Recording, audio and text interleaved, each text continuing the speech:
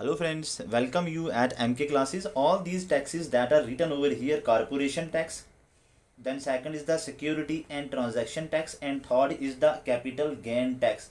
All are the direct taxes, and direct taxes I have explained in my previous lectures.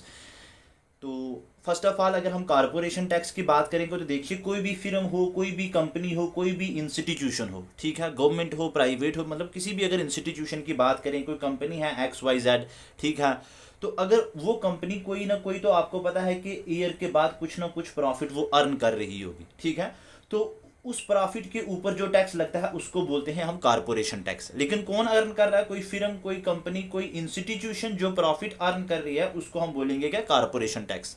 For example देखिए, अगर Akshay hair salon है, अब अगर एक hair salon वाले को भी टैक्स पे करना है तो दैट इज कॉल्ड एज, वो जो प्रॉफिट अर्न करेगा उसके ऊपर उसको टैक्स पे करना है। सरस्वती विद्यालय आ गया, इसको भी टैक्स पे करना है। तो मैंने क्या कहा, बस ये तीन चीजें आपको याद रखनी है। तो जो भी ये प्रॉफिट अर्न कर रही है, इस प्रॉफिट के ऊपर जो टैक्स लगना है that is called as corporation tax. Second आ जाएगा आपका सिक्योरिटी एंड ट्रांजैक्शन टैक्स। देखिए, कभी आप अगर स्टॉक एक्सचेंज में या स्टॉक मार्केट में गए हैं तो वहां पे आपने देखा होगा कि शेयर्स को हर एक मिनट या एक सेकंड में शेयर्स जो होते हैं वो बेचे भी जाते हैं और उनको परचेज भी किया जाता है, मतलब खरीदे भी जाते हैं और बेचे भी जाते हैं।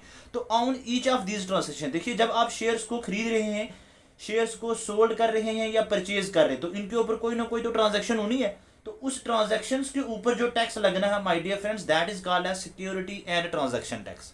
समझ आ गई? एक बार फिर से, कि अगर मैं स्टॉक एक्सचेंज की बात करूं तो वहां पे जब आप जाएंगे तो आप देखेंगे कि शेयर्स को हर एक सेकंड में शेयर को सेल भी किया जा रहा है और परचेज भी किया जा रहा है। तो ऑन सेलिंग एंड परचेजिंग कोई भी तो ट्रांजैक्शन तो होनी है, तो उस ट्रांजैक्शन के ऊपर जो टैक्स लगना है that is called as security and transaction tax. And the last is capital gain tax. Here the corporation tax. Corporation tax is on the company, on the, you can say that institution, on the firm.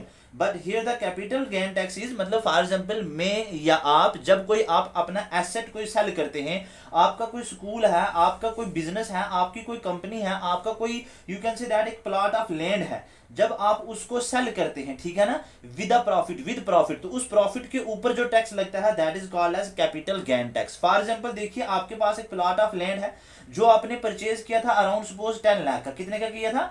10 lakh का। लेकिन आपने ये बेचा है कितने? 20 लाख का। आपने इसके ऊपर 10 लाख प्रॉफिट जो है वो अर्न किया है। तो इस 10 लाख जो आपने प्रॉफिट अर्न किया, क्योंकि आपने परचेज 10 लाख का किया, आपने सेल किया कितने का किया? 20 लाख का। तो इस जो एक्स्ट्रा आपने 10 लाख इसके ऊपर प्रॉफिट अर्न किया है, उसके ऊपर जो टैक्स लगना my dear friends, that is called as capital gain tax. एक क्विक रिवीजन, कारपोरेशन टैक्स, कोई फिर्म, कोई कंपनी, कोई भी इंस्टीट्यूशन जो एक अर्न प्रॉफिट कर रहा है, उस प्रॉफिट के ऊपर जो उसको टैक्स लगना है that is called as corporation tax. और यू कैन से दैट, मतलब सिंपल के कंपनी के प्रॉफिट के ऊपर जो टैक्स लगना है। सिक्योरिटी एंड ट्रांजैक्शन, मतलब फॉर एग्जांपल आप स्टॉक मार्केट में गए, वहां पे जो भी सेलिंग या परचेज हो रहा है उसकी जो ऊपर ट्रांजैक्शन हो रही है, उस ट्रांजैक्शन के ऊपर जो टैक्स लगना है उसको हम बोलेंगे सिक्योरिटी एंड ट्रांजैक्शन टैक्स।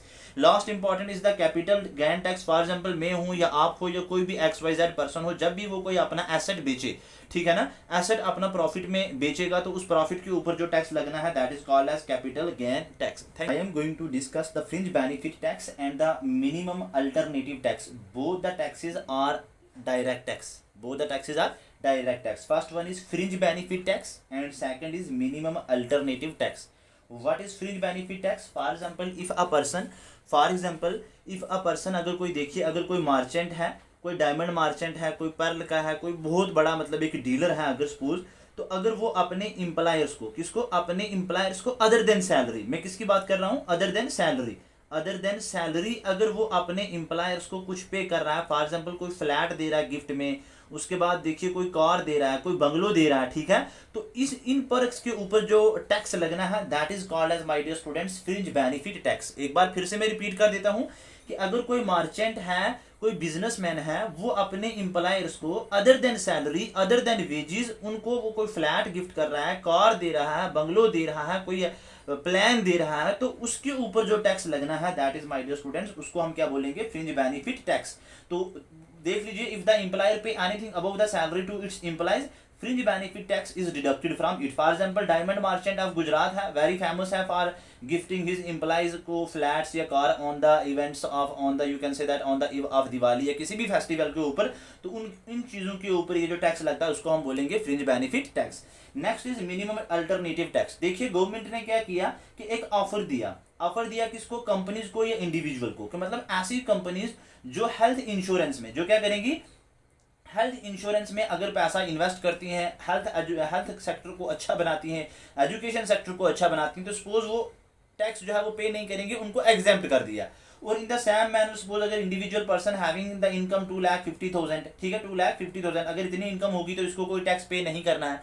तो ये जो एग्जेम्पशन इनको मिली, इसकी वजह से ना बहुत बड़ी बड़ी कंपनीज जो थी वो इसका फायदा उठाने लगी और वो बिल्कुल भी टैक्स जो थी वो नहीं पे कर रही थी।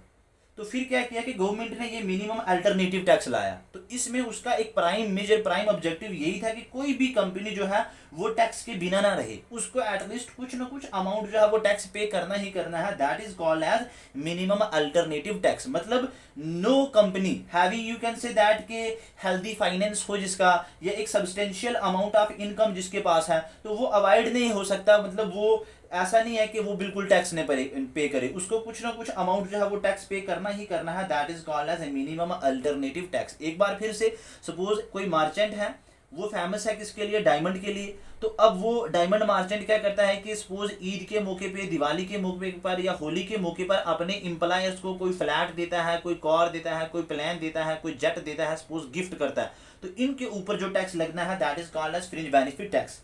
और मिनिमम अल्टरनेटिव टैक्स क्या हो गया कि गवर्नमेंट ने सपोज एग्जेम्प्ट कर दिया कुछ कंपनीज को, या you can say that individual को जिनकी पर्सनल इनकम सपोज 2,50,000 थी कि अगर इतनी इनकम होगी तो उसके ऊपर कोई टैक्स नहीं लगना है। अगर कोई कंपनी की बात करेंगे तो अगर सपोज वो हेल्थ में या एजुकेशन सेक्टर में पैसे कोई इन्वेस्ट कर रही है तो उसके ऊपर कोई टैक्स नहीं लगना है। तो इससे ना बहुत सारे लोग इसका गलत फायदा उठाने लगे और वो क्या करने लगे कि वो बिल्कुल भी टैक्स नहीं पे कर रहे थे। तो फिर गवर्नमेंट ने ये वाला टैक्स लाया कि हर एक कंपनी को एटलीस्ट कुछ ना कुछ अमाउंट ऑफ टैक्स जो है वो पे करना ही करना है। That is called as minimum alternative tax. Thank you.